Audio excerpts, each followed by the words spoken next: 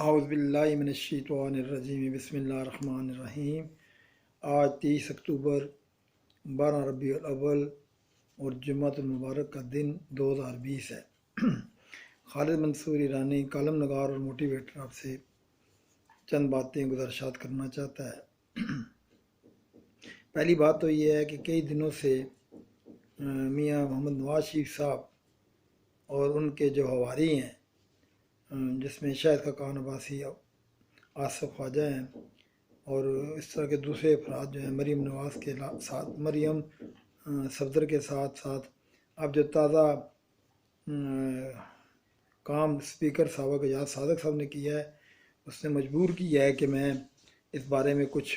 بطور پاکستانی اپنی کچھ باتیں آپ کے علم میں لا سکوں۔ پہلی بات تو یہ ہے، یہ بات یاد رکھنے والی ہے کہ یہ سیاستدان خود کہتے ہیں کہ سیاستدانوں کے دل میں رحم نہیں ہوتا، کیونکہ ان کا مطمع نظر اول و آخر جو ہے وہ اقتدار ہے، اور دین اسلام کی روح سے جس کی مطمع نظر صرف اقتدار ہو، اس سے آپ کوئی بھی چیز توقع کر سکتے ہیں۔ دوسری، نبی پاک صلی اللہ علیہ وسلم نے فرمایا کہ مومن سب کچھ ہو سکتا ہے لیکن جھوٹا نہیں ہو سکتا۔ اب جس تواتر سے جناب میاں نواز شریف صاحب اور صفدر صاحب اور مریم صفدر صاحبہ اور دیگر ان کے حواری جھوٹ بول رہے ہیں، اس سے اندازہ لگایا جا سکتا ہے کہ ان کی یہ جھوٹ یا بھاگ دوڑ کس مقصد کے لیے ہے۔ مقصد وہ وضع ہے کہ اقتدار ہمیں دیا جائے۔ اتفاق سے اس میں کوئی شک نہیں کہ آج وہ ادارے بھی جنہوں نے ان کو پروان چڑھایا تھا وہ پچھتا رہے ہوں گے کہ یہ کتنے دھوکہ باز اور دھوکہ دینے والے ہیں۔ پہلے تو شاید مجبوری تھی کیونکہ یہ باریاں بانٹی ہوئی تھیں، لیکن یہ کسی کو یقین نہیں تھا کہ تیسری سیاسی قوت بھی ابھرے گی جو ان کو چیلنج کرے گی، اور اب یہ پیٹ کے درد کا مروڑ اس صورت میں اب پیدا ہونا شروع ہو گیا اس اپوزیشن میں، جو پی ڈی ایم کے نام سے ایک جتھا اکٹھا ہوا ہے، کہ عمران خان کی صورت میں جو ایماندار قیادت ہے، میں کسی اور کی بات نہیں، میں ایماندار قیادت کے حوالے سے عمران کی بات کر رہا ہوں، اب یہ پیٹ کا مروڑ بڑھ چکا ہے۔ دوسری بات یہ ان کا ماضی نواز شریف اینڈ کمپنی کا اٹھا کے دیکھیں، دونوں بھائیوں نے سیاست کی بے ایمان اور جھوٹی سیاست پہ کی پچ پر بہت خوبی سے اور بہت بہترین کھیلتے رہے، اور کیونکہ یہ دنیاوی سارے مفادات کے لیے تھی اور اس میں کامیابی بھی حاصل کرتے رہے۔ لیکن یہ پہلی دفعہ ہوا ہے کہ ایک بھائی جناب چاپلوسی کے لیے اور دوسرا جو ہے وہ اختلاف کی صورت میں بڑی لڑائیاں لڑتا رہا، اور اندر خانے یہ ان کی پروگرام جو تھے وہ میرے اللہ نے ناکام بنائی۔ وہ اس کی میں ایک ریزن اور بھی بتاتا ہوں۔ حضرت علی رضی اللہ تعالیٰ عنہ سے کسی نے پوچھا کہ یا صحابی رسول و داماد رسول صلی اللہ علیہ وسلم، اگر کوئی حادثہ ہو یا کسی انسان تکلیف میں مبتلا ہو تو کیسے جانچا جائے کہ یہ اللہ کا امتحان تھا یا یہ سزا تھی؟ تو آپ نے بڑا آسان لفظوں میں اس کا جواب دیا اور فرمایا کہ جو چیز حادثہ یا تکلیف یا بیماری یا اذیت آپ کو اللہ کی طرف لے جائے وہ سمجھ لو یہ امتحان ہے، اور جو چیز اللہ سے دور کر دے وہ سمجھ لو آپ کے لیے سزا ہے۔ بعین ہی بالکل صحیح یہ جو بات ہے میاں نواز شریف اینڈ ٹولے پر جو ہے پوری اتر رہی ہے، کہ آپ دیکھیں، غور کریں گے، یہ دنیا جہان کا اس وقت، میں یہ نہیں کہتا کہ کچھ سچ بھی نہیں ہوگا، لیکن اقتدار کی لالچ اور حوث میں یہ ہر چیز کو داؤ پہ لگانے پہ تل گئے ہوئے ہیں، اور جھوٹ اتنا بول رہے ہیں کہ جس کی انتہا نہیں، اور جھوٹ کے علاوہ اس اقتدار کی حوث نے ان کو اتنا دین سے دور کر دیا ہے کہ ان کو خدا بھی بھول گیا ہے کہ خدا بھی ہمیں دیکھ رہا ہے۔ نبی پاک صلی اللہ علیہ وسلم کی جن کی امتی ہیں وہ بھی دیکھ رہے ہوں گے کہ بھئی یہ ہم کیا کر رہے ہیں۔ تو اس کا مطلب یہ ہوا کہ یہ جو اقتدار سے ہٹنے کے بعد جو کچھ گئے، یہ اب ان کو مزید سزا بڑھ رہی ہے۔ یہ میں معافی سے کہوں گا، اللہ تعالیٰ مجھے معاف کرے، میں گناہ گار سا آدمی ہوں، میں یہ بات اس لیے نہیں کہہ رہا کیونکہ میرے پاس کوئی دعویٰ ہے، لیکن میں نے وہ جو حضرت علی رضی اللہ تعالیٰ عنہ کا قول مبارک سنایا اس کی بات کے مطابق بتا رہا ہوں۔ دوسری بات یہ ہے کہ انہوں نے ابھی حال ہی میں انڈیا کے حوالے سے جو ابھی نندن کے حوالے سے یا صادق کے جیسے مورے کو آگے کر کے جو باتیں کی ہیں، نواز شریف صاحب کا ہمیشہ وتیرہ رہا ہے۔ یہ تو پہلے تو ہوا نا کچھ نہ کچھ، ابھی کیونکہ بھاگے ہوئے ہیں، بھگوڑے ہیں تو باہر سے بات کر رہے ہیں، ادروائز ان کے اندر نہ طاقت جرت تھی اور نہ صلاحیت تھی کہ وہ کبھی خود بات کرتے۔ وہ ہمیشہ आगे दूसरों को रख के ना उनके ज़रिए बात करवाते हैं। और मैं ज़ाती तौर पे नवाज शरीफ की कई प्रेस कॉन्फ्रेंसेस अटेंड कर चुका हूँ। मैं आपको यकीन से कहता हूँ कि आप 2-4 लफ्ज़ उर्दू की ज़बान में कोई मुश्किल डाल के मियाँ नवाज शरीफ साहब को सवाल करें तो यकीन माने, मेरे अपने ज़ाती तजर्बे हैं, इनको सवाल ही समझ नहीं आती। और जनाब वाला, जिस बंदे को सवाल की समझ ना आए और सवाए अपने खानों के और अपने याशियों के कोई चीज़ ना सुलझाई दे, वो मुल्क के लिए कितना कारआमद होगा, ये हमने माजी में भी देखा है और अब भी देख रहे हैं। अलावा जी, मैं आपको चंद बातों में एक बात ये भी बताना चाहता हूँ कि अब जो बात इन्होंने की है इसके ज़रिए अयाज सादक के हवाले से, मुझे सिर्फ एक बात बताई जाए कि क्या फ़तह के बाद अगर अल्लाह ताला आपको कामयाबियाँ दे दे तो उसके बाद उस पर इतराना या करना चाहिए या झुकना चाहिए। कश्मीर में आप देखें, कश्मीर में किसको तकलीफ़ है? इंडिया को। तंग कौन है? इंडिया। नुकसान कौन उठा रहा है? इंडिया। तो फिर इन सब बातों के बावजूद अगर हम कहें जी हम जंग करें, जंग फ़ौरन करें, जंग करें, तो उसका कोई फ़ायदा नहीं है। हिकमत अमली ये है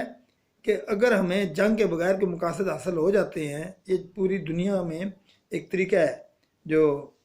राइज है कि अगर उसके बगैर हमें कामयाबी हासिल होती है तो हमें जंग करने की क्या ज़रूरत है। जैसे आप देखें इक़्तिसाद की जंगें अब आजकल एक और जंग है, मैंने अपने कॉलम में भी 2 दिन पहले लिखा था, छपा था, कि अब आसाबी जंगें भी आ गई हैं। अगर किसी के असाब को तबाह करके आप वो मकसद हासिल करते हैं तो ज़रूरी है कि आपने गोली चलानी है। इसी तरह 27 फरवरी का जो वाक़या हुआ, उस वाक़े के फ़ौरन बाद गैरत ईमानी का तकाज़े के मुताबिक बरमला ऐलान करके दिन की रोशनी में डंके की चोट पर पाक आर्मी ने और हुकूमत पाकिस्तान ने जो जवाब दिया, मैं समझता हूँ क़यामत तक अगर हमारी और ज़िंदगी जिनकी भी होगी, ये बनिया जो है कभी भूलेगा नहीं। अब अभी नंदन के हवाले से अगर इन्होंने छोड़ा है, आप कुछ भी वजह कहें, ये थोड़ी बात थी कि इन्होंने 2 त्यारे मार गिराए, एक जिंदा पायलट उन्होंने पकड़ लिया और उसके बाद जनाब वाला सब ने मिलके कहा, बड़ी ताकतों के समेत अपने करीबी दोस्तों के, जो ये अपने खुद कह रहे हैं, तुर्की जैसे मुल्क हमारे दोस्त ने भी कहा कि आपके और हमारे मकासद आलम इस्लाम के मकासद हासिल हो चुके हैं, अब अगर रखेंगे तो आज नहीं तो महीने बाद, 2 महीने बाद छोड़ना तो पड़ेगा ना, तो आज छोड़ दे तो फिर भी बल्ले बल्ले हो जाएगी। तो ठीक है, अगर उन्होंने छोड़ा है तो अच्छा कदम उठाया है। हाँ, अगर मकासद हासिल ना होते, हमारा नुकसान हो चुका होता और बग़ैर नुकसान की अदायगी के उसका मुआवजा लिए बगैर अगर छोड़ दिया जाता तो फिर हम कह सकते थे कि हमने नुकसान भी उठाया है और उसके बावजूद एक इत्तफाक से अल्लाह ने हमें अगर दे दी है, एक कैदी की सूरत में एक शख्स दे दिया जिसे हम अपने मुतालबा में तो नहीं छोड़ना चाहिए था। तो कहने का मकसद ये है, ये हिंदुस्तान को भी पता है, अगर मियाँ नवाज शरीफ साहब इतने ही 30 मार खान थे और हैं, तो फिर ये इससे पहले कौम को धोखा दे के 10 साल का वायदा कर क्यों भागे थे? अगर ये इतने ही 30 मार खान थे और इतने ही बहादुर थे तो जनाब वाला दूसरी तरफ कारगिल जब जीती हुई जंग हार कर और अपनी जान अपने ख़ानदान के तहफ़्फ़ुज़ के लिए जनाब ये बिल क्लिंटन के पास क्यों भागे भागे गए हुए थे, और वो अपना कारगिल का जो सारी जीती हुई जंग थी, हारने के बाद जब हार गए टेबल पर, तो फिर अपनी जान के तहफ़्फ़ुज़ के लिए अमेरिका बहादुर क्लिंटन से रब्ता करके कहा कि हमें जनाब वाला, हम तो अपने बाल बच्चों के साथ आए हैं, अगर हम वापस चले गए ऐसे तो ये तो हमें नहीं छोड़ेंगे पाकिस्तान के अवाम और अफवाज पाकिस्तान। तो बिल क्लिंटन ने फिर ये जनाब इनके मोहसन है यार, यहूद नसारा जिसका दोस्त होगा तो उसमें तो ऐसे ही होगा ना। तो कहने का मकसद ये है। उसके बाद तीसरा वाक़या अभी आप देखें कि ये हाल ही में जो इन्होंने बीमारी के नाम से वावेला किया और इमरान खान बार बार कहता रहा कि इनको मत जाने दें, या जाने भी देते हैं तो गारंटी रखें, ये क्योंकि पैसे ये बनी हैं, इनका सब कुछ पैसा है, तो पैसे की कुछ न ज़मानत लें, लेकिन 50 रुपये के स्टाम्प पर जाने दिया। जो भी जिम्मेदार है वो भी इसका नताज भुगतेंगे। और एक आखिरी बात, अपनी बात मुकम्मल करूँगा कि इंसान जो मर्ज़ी जितना मर्ज़ी चालबाज हो जाए, जितना मर्ज़ी अपनी साजिशों में कामयाब होने की कोशिश करे, लेकिन मेरे अल्लाह के आगे किसी की ना चाल चल सकती है ना मगर चल सकता है। اس ملک کے پاکستان کی بنیاد لا الہ الا اللہ ہے، اور شاید یہی وجہ ہے کہ اللہ تعالیٰ اس کو بار بار اپنی حفاظت میں رکھتا ہوا اور دشمنوں کے منصوبوں کو ناکام و نامراد بناتا ہے۔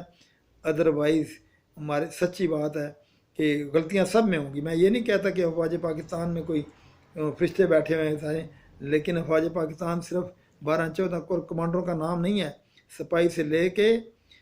لے کے میجر جنرل تک جو لوگ ہیں وہ سارے کے سارے ہمارے اور آپ کے عام سے افراد ہیں، اور ہمیں فخر ہے، ہم پاکستانی کو فخر ہے کہ ہم ان جیالوں بچوں کے والدین ہیں، ان محب وطن افواج پاکستان کے بچوں کے نگہبان ہیں اور ان کے وارثین میں ہیں جنہوں نے ہمیشہ اپنی قربانی سے اپنے وطن کی لاج بھی رکھی ہے اور خون دے کر اس ملک کو بچایا بھی ہے دشمنوں کی سازشوں سے۔ اور انشاءاللہ میرے اللہ نے چاہا تو امید تعالیٰ ہے کہ آئندہ بھی دنیا جو مرضی کر لے، اگر ہمارے اندر تھوڑی سی بھی ایمان کی رہتی ہوئی تو انشاءاللہ اس ملک کا محافظ صرف اور صرف اللہ ہے۔ اس کا ثبوت ابھی دیکھ لیں، کتنے ملکوں کی درجنوں کے حساب سے ملک افغانستان میں آئے اور انہوں نے دنیا کی جدید ترین اسلحہ اور ٹیکنالوجی کے باوجود ناکام و نامراد ہوئے، اور اسی طرح اور بھی کئی بہت ساری مثالیں ہیں۔ اور پاکستان تو آپ کے سامنے ہے کہ اس کے ساتھ کیا کچھ نہیں کیا گیا، اس کو ختمے کے لیے اندر سے اور بیرون سب دشمنوں نے مل کر کیا کچھ نہیں اقدامات اٹھائے، لیکن میرے اللہ کا کرم رہا کہ میں سمجھتا ہوں ایک سبب یہ بھی ہے کہ ہمارے اندر ایمان کی چنگاری ہے، بے شک کہ وہ کم ہے، لیکن افواج پاکستان کی صورت میں اللہ تعالیٰ نے جسے دنیا جانتی اور مانتی ہے اس سے خوف کرتے ہوئے وہ جناب کوئی ایسا کام کرنے سے ڈر رہی ہے کہ جس کے نتائج پوری دنیا کو نہ بھگتنے پڑے۔ میری آخری بات تو صرف یہ ہے کہ آپ دیکھ لیں کہ اس افواج پاکستان کے خلاف عوام کو آپس میں لڑانے کے لیے کیا کچھ نہیں سازشیں کی گئی۔ یہ میرے اللہ کا کرم ہے، اس کا فضل ہے، اس کا احسان ہے، نبی پاک صلی اللہ علیہ وسلم کے صدقے اور ان کی دعاؤں کا صدقہ ہے کہ یہ ملک محفوظ و مامون ہے، ورنہ دنیا میں کئی مملکتیں صفحہ ہستی سے مٹ گئیں، لیکن یہ وہ ملک پاکستان جس کو تمام دنیا کی یہود و نصارہ و نود نے مل کر خاتمے کرنے کی کوشش کی، لیکن وہ اس میں ناکام رہے۔ آئندہ بھی اللہ تعالیٰ اس کو کامیاب و کامران کرے گا۔ افواج پاکستان زندہ باد۔ پاکستان کی تمام بے وطن قوتیں خواہ عوام میں اور اس کے شعبے میں زندہ باد۔ بہت بہت شکریہ، والسلام۔